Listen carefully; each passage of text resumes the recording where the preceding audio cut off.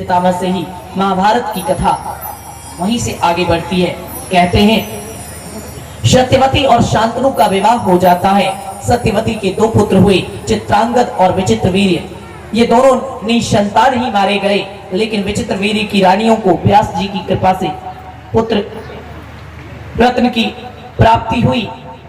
व्यास जी की कृपा से विचित्रवीर्य की रानियों को दो पुत्र हुए, धृतराष्ट्र और पांडु। धृतराष्ट्र जन्म से नेत्रहीन थे और पांडु जन्म से ही रोगी थे। कहते हैं महाराज धृतराष्ट्र का विवाह गांधार नरेश सुबल की पुत्री गांधारी से होता है और पांडु का विवाह कुंती भोज की पोषित पुत्री कुंती से होता है। धृतराष्ट्र के 100 पुत्र हुए जो कौरव कहलाए। पांडु के 5 पुत्र हुए जो पांडव कहलाए। महाभारत की कथा नहीं, भागवत की कथा है, इसलिए सारांश बताकर आगे बढ़ रहा हूं।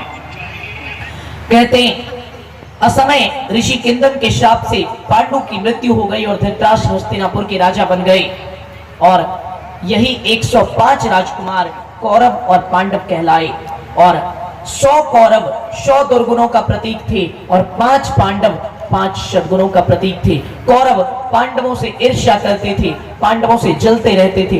दोनों सगे चचेरे भाई थे, लेकिन एक दूसरे को देखना नहीं चाहते थे। पांडव बड़े धर्मात्मा। द्रौपदी को वो खींच लाया, दुशासन के बारे में कहा गया कविता के माध्यम से। सामने ही शब के द्रौपदी को वो खींच लाया, बालों से घसीटता सभा में वो नीच लाया।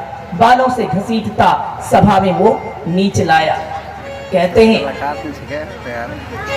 कितने बड़े बड़े महापुरुष वहां चुप बैठे थे। सुनिए, कविता के माध्यम से बताया गया।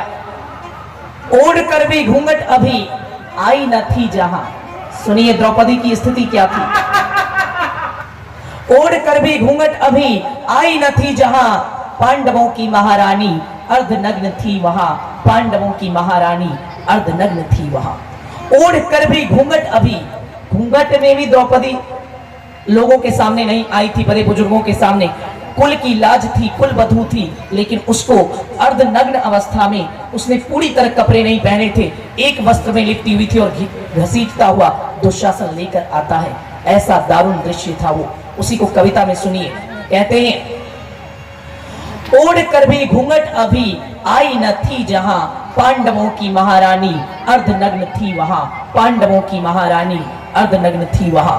युद्ध कहते हैं युद्ध में जो झुका दे शीश, युद्ध में जो कटवा दे शीश पर सिर नहीं झुकाते थे। बड़े बड़े दिग्गजों के सिर झुके, बड़े बड़े दिग्गजों के सिर झुके जाते थे। सुनिए कौन कौन दिग्गज चुप बैठे थे। सभी हंस रहे थे, सभी मौन थे, सब धर्मात्मा थे, लेकिन सबकी बुद्धि भ्रष्ट थी। ये सूर्यपुत्र और दानवीर मैंने किसके लिए कहा? कर्ण के लिए। कर्ण का इंट्रोडक्शन। कहते हैं भीम भरी सभा में गरजे बोले, सौगंध में लेता माटी की, दुशासन न चैन से सोऊंगा जब तक लहू न पीऊं छाती की। खून तो खोले हुए थे पर होठ मानो थे सिले, सुनकर भीम की चेतावनी दुशासन के हाथ ना हिले। सुनकर भीम की चेतावनी दुशासन के हाथ ना हिले। कहते हैं असहाय ये समाज और असहाय ही ये राष्ट्र है। असहाय ये समाज और असहाय ही ये राष्ट्र है। पुत्र मोह में यहाँ कुछ भी न देखता धृतराष्ट्र है। पुत्र मोह में यहाँ कुछ भी न देखता धृतराष्ट्र है। राजा धृतराष्ट्र चुप था, इसीलिए सब चुप थे। उसी को मैंने कविता में लिखा। असहाय ये समाज और असहाय ही ये राष्ट्र है। पुत्र मोह में यहाँ कुछ भी न देखता धृतराष्ट्र है। पुत्र मोह में यहाँ कुछ भी न देखता धृतराष्ट्र है। कहते हैं धृतराष्ट्र पुत्र मोह के कारण चुप थे। उस अनर्थ को देख रहे बड़े बड़े आर्य थे। आर्य यानी महापुरुष। उस अनर्थ को देख रहे बड़े बड़े आर्य थे। गंगा पुत्र और चुप बैठे स्वयं द्रोणाचार्य थे। गंगा पुत्र और चुप बैठे स्वयं द्रोणाचार्य थे। जिनकी माता गंगा खुद सब पापों को धोती है, सारे धरा को शीतल करती फिर भी ना रोती है। जिनकी माता गंगा खुद सब पापों को धोती है, सारे धरा को शीतल करती फिर भी ना रोती है। वो भी केवल होठ काटते बैठे भीष्म पितामह थे। भीष्म पितामह भी चुप थे, वो भी केवल होठ काटते बैठे भीष्म पितामह थे। बुद्धि और ज्ञान जल उनके भी मानो गए वह थे। बुद्धि और ज्ञान जल उनके भी मानो गए वह थे। लाज लुटी जब एक अबला की सारा जग शर्मसार था। लाज लुटी जब एक अबला की सारा जग शर्मसार था। पांचाली पर टूटा उस दिन मानो दुख का पहाड़ था। पांचाली पर टूटा उस दिन मानो दुख का पहाड़ था। अब भगवान आएंगे। अब कविता की अगली पंक्ति में सुनिए भगवान कब आते हैं। कहते हैं बेबस हुआ पांच पति जब, बेबस हुआ पांच पति जब, खींचिए उसे। बेबस हुआ पांच पति जब जगतपति तब आया था। अरे बेबस हुआ पांच पति जब जगतपति तब आया था।